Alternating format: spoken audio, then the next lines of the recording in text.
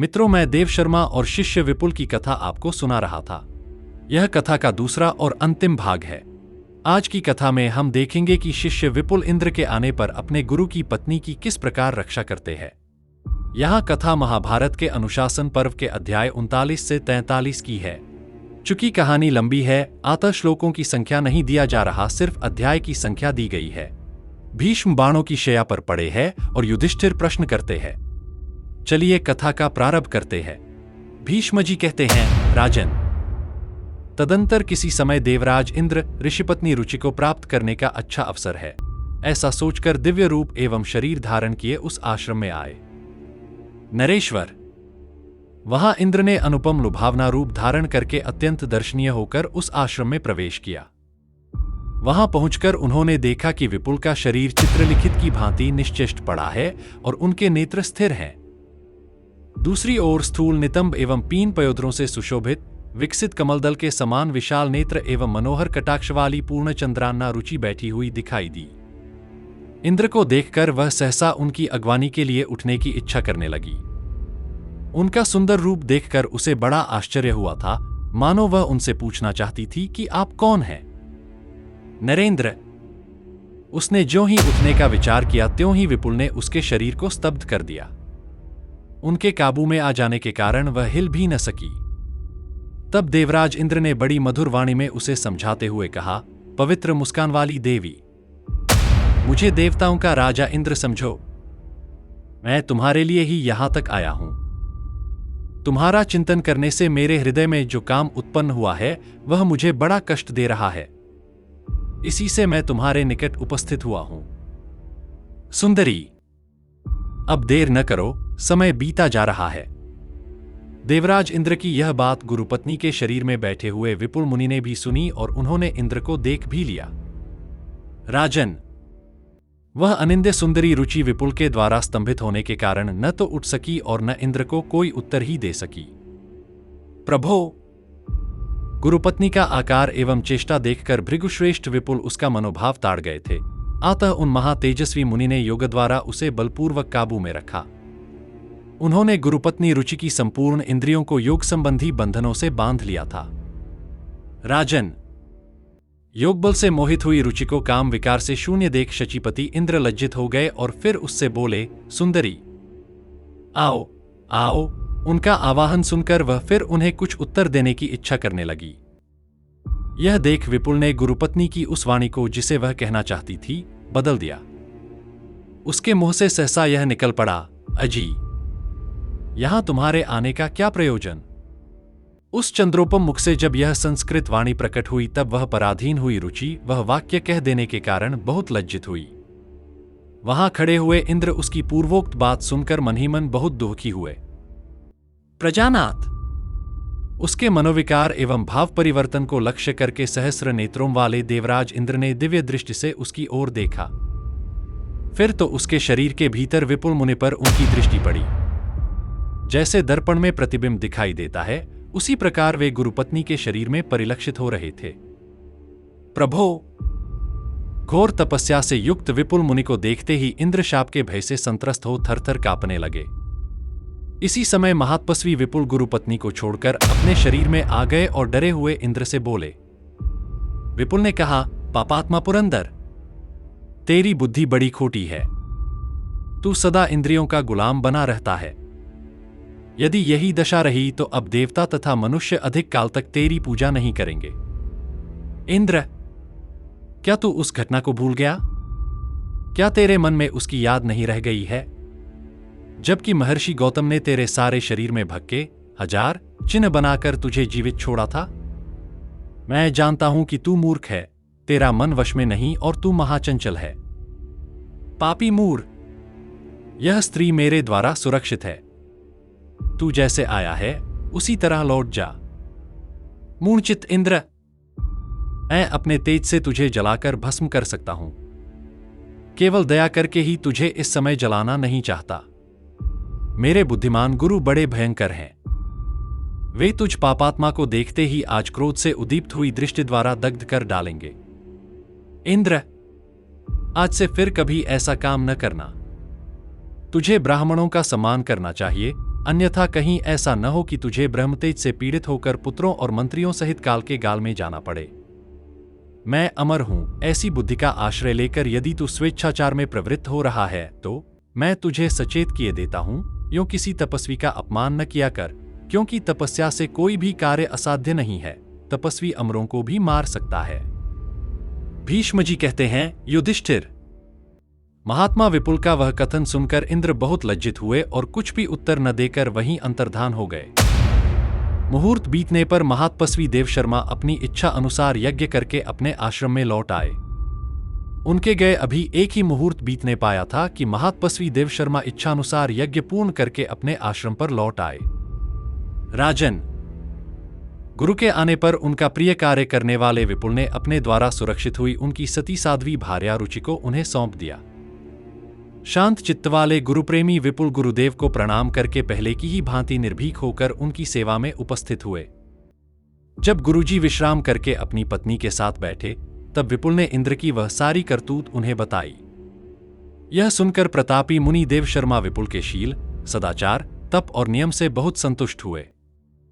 विपुल की गुरु सेवा वृत्ति, अपने प्रति भक्ति और धर्म विषयक दृढ़ता देखकर गुरु ने बहुत अच्छा कहकर उनकी प्रशंसा की। परम बुद्धिमान धर्मात्मा देवशर्मा ने अपने धर्मपरायण शिष्य विपुल को पाकर उन्हें इच्छानुसार वर मांगने को कहा। गुरुवत्सल विपुल ने गुरु से यही वर मांगा कि मेरी धर्म में निरंतर स्थिति बनी रहे। फिर गुरु की आज्ञा लेकर उन्होंने सर्वोत्तम तपस्या आरंभ की। महातपस्वी देवशर्मा भी बल और वृत्रासुर का वध करने वाले इंद्र से निर्भय हो पत्नी सहित उस निर्जन वन में विचरने लगे। विपुल का गुरु की आज्ञा से दिव्य पुष्प लाकर उन्हें देना और अपने द्वारा किए गए दुष्कर्म का स्मरण करना। भीष्म जी कहते हैं, राजन, विपुल ने गुरु की आज्ञा का पालन करके बड़ी कठोर तपस्या की। इससे उनकी शक्ति बहुत बढ़ गई और वे अपने को बड़ा भारी तपस्वी मानने लगे। पृथ्वीनाथ, विपुल उस तपस्या द्वारा मन ही मन गर्व का अनुभव करके दूसरों से स्पर्धा रखने लगे। नरेश्वर, उन्हें गुरु से कीर्ति और वरदान दोनों प्राप्त हो चुके थे, अतः वे निर्भय एवं संतुष्ट होकर पृथ्वी पर विचरने लगे। कुरुनंदन, शक्तिशाली विपुल उस गुरुपत्नी संरक्षण रूपी कर्म तथा प्रचुर तपस्या द्वारा ऐसा समझने लगे कि मैंने दोनों लोग जीत लिए। गुरुकुल को आनंदित करने वाले युधिष्ठिर, तदंतर कुछ समय बीत जाने पर गुरुपत्नी रुचि की बड़ी बहन के यहाँ विवाहोत्सव का अवसर उपस्थित हुआ, जिसमें प्रचुर धनधान्य का व्यय होने वाला था। उन्हीं दिनों एक दिव्य लोक की सुंदरी दिव्यांगना परम मनोहर रूप धारण किए आकाश मार्ग से कहीं जा रही थी। भारत, उसके शरीर से कुछ दिव्य पुष्प, जिनसे दिव्य सुगंध फैल रही थी, देवशर्मा के आश्रम के पास ही पृथ्वी पर गिरे। राजन, तब मनोहर नेत्रों वाली रुचि ने वे फूल ले लिए। इतने में ही अंगदेश से उसका शीघ्र ही बुलावा आ गया। तात, रुचि की बड़ी बहन, जिसका नाम प्रभावती था, अंगराज चित्ररथ को ब्याही गई थी। उन दिव्य फूलों को अपने केशों में गूंथकर सुंदरी रुचि अंगराज के घर आमंत्रित होकर गई। उस समय सुंदर नेत्रों वाली अंगराज की सुंदरी रानी प्रभावती ने उन फूलों को देखकर अपनी बहन से वैसे ही फूल मंगवा देने का अनुरोध किया। आश्रम में लौटने पर सुंदर मुख वाली रुचि ने बहन की कही हुई सारी बातें अपने स्वामी से कह सुनाई। सुनकर ऋषि ने उसकी प्रार्थना स्वीकार कर ली। भारत, तब महातपस्वी देवशर्मा ने विपुल को बुलवाकर उन्हें फूल लाने के लिए आदेश दिया और कहा, जाओ जाओ। राजन, गुरु की आज्ञा पाकर महातपस्वी विपुल उस पर कोई अन्यथा विचार न करके बहुत अच्छा कहते हुए उस स्थान की ओर चल दिए जहां आकाश से वे फूल गिरे थे। वहां और भी बहुत से फूल पड़े हुए थे जो कुम्हलाए नहीं थे।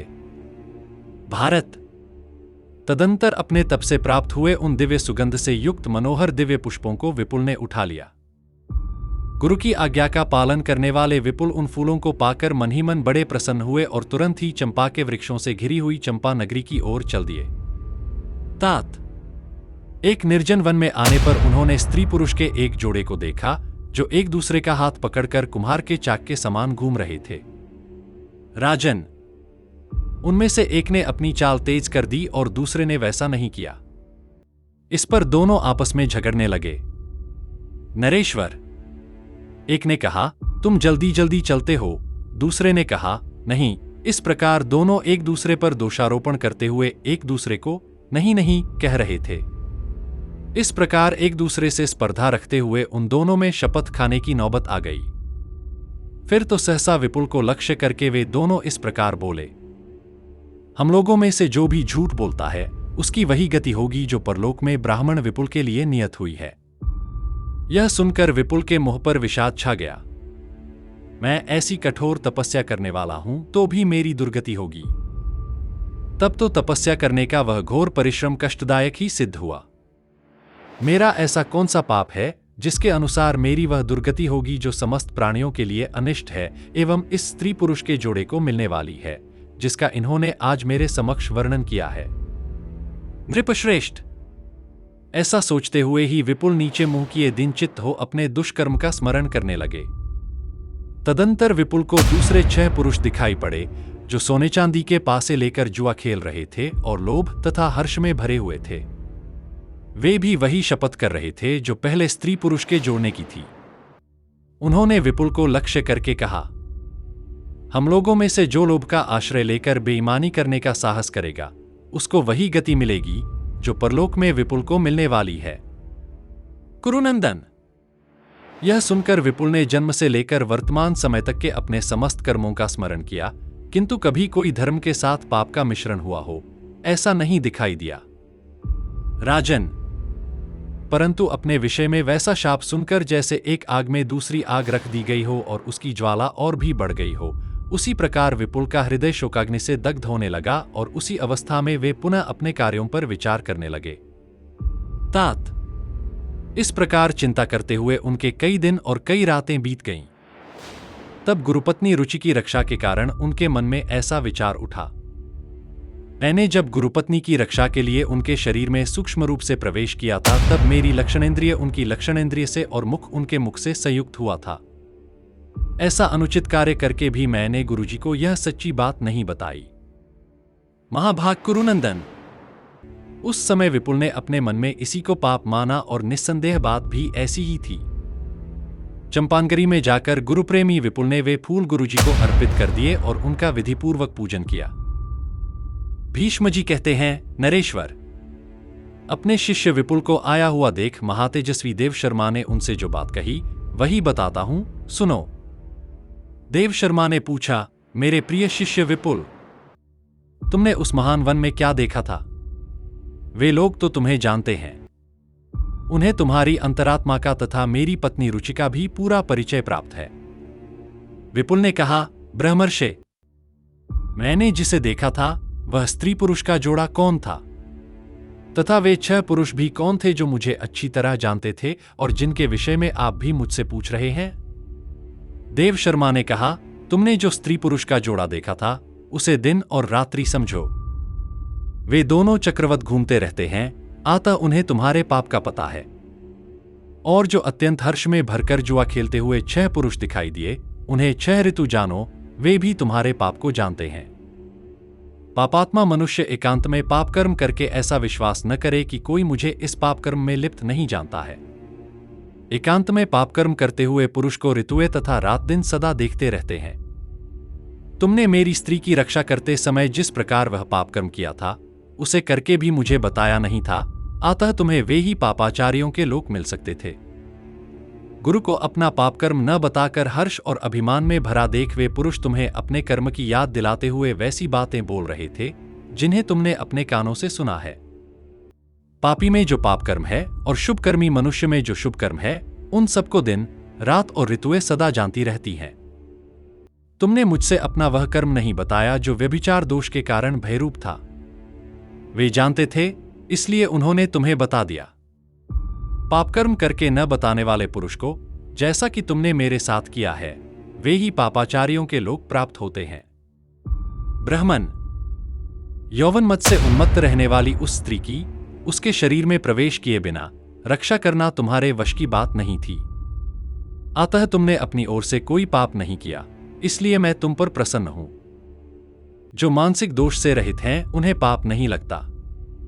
यही बात तुम्हारे लिए भी हुई है। अपनी प्राणवल्लभा पत्नी का आलिंगन और भाव से किया जाता है और अपनी पुत्री का और भाव से अर्थात उसे वात्सल्य स्नेह से गले लगाया जाता है। तुम्हारे मन में राग नहीं है। तुम सर्वथा विशुद्ध हो, इसलिए रुचि के शरीर में प्रवेश करके भी दूषित नहीं हुए हो। द्विजश्रेष्ठ, यदि मैं इस कर्म में तुम्हारा दुराचार देखता तो कुपित होकर तुम्हें शाप दे देता, और ऐसा करके मेरे मन में कोई अन्यथा विचार या पश्चाताप नहीं होता। स्त्रियां पुरुष में आसक्त होती हैं और पुरुषों का भी इसमें पूर्णतः वैसा ही भाव होता है। यदि तुम्हारा भाव उसकी रक्षा करने के विपरीत होता तो तुम्हें शाप अवश्य प्राप्त होता और मेरा विचार तुम्हें शाप देने का अवश्य हो जाता। बेटा, तुमने यथाशक्ति मेरी स्त्री की रक्षा की है और यह बात मुझे बताई है, अतः मैं तुम पर बहुत प्रसन्न हूं। तात, तुम स्वस्थ रहकर स्वर्गलोक में जाओगे। विपुल से ऐसा कहकर प्रसन्न हुए महर्षि देवशर्मा अपनी पत्नी और शिष्य के साथ स्वर्ग में जाकर वहां का सुख भोगने लगे। राजन, पूर्व काल में गंगा के तट पर कथावार्ता के बीच में ही महामुनि मार्कंडेय ने मुझे यह आख्यान सुनाया था। मित्रों, यह थी महाभारत की अनुशासन पर्व से ली गई कथा, देवशर्मा और उनके शिष्य विपुल की। इस कथा से हमें कई गहरे संदेश प्राप्त होते हैं। धर्म की रक्षा का महत्व। विपुल ने अपने गुरु की पत्नी की रक्षा करने के लिए प्राण तक की बाजी लगा दी।